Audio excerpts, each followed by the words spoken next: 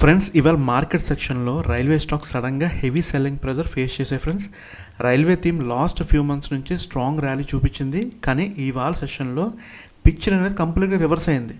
Border market weakness plus profit booking combine అయ్యి sharp intraday fall అయితే కనిపించింది మనకి ఇవాళ. ముందుగా ఇండివిజువల్ స్టాక్స్ క్విక్గా చూద్దాం.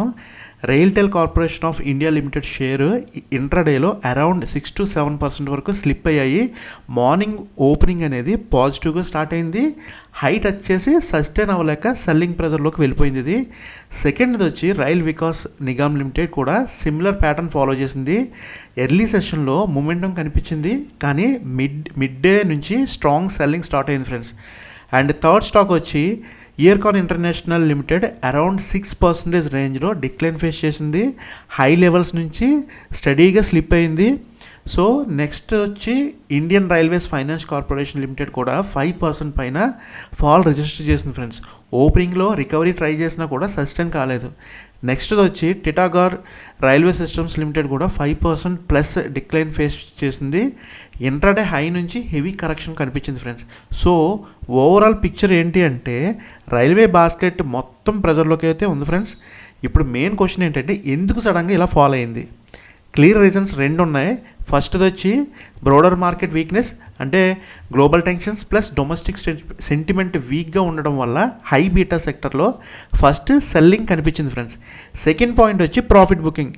రైల్వే స్టాక్స్ లాస్ట్ ఫ్యూ క్వార్టర్స్లో స్ట్రాంగ్ ర్యాలీ చూపించాయి.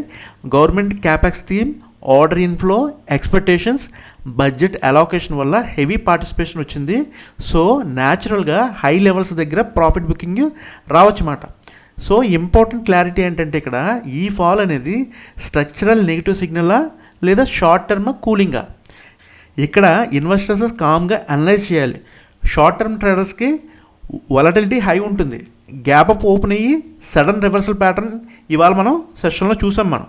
సో కన్ఫర్మేషన్ లేకుండా అగ్రెసివ్ ఎంట్రీ అవాయిడ్ చేయడం చాలా మంచిది ఫ్రెండ్స్.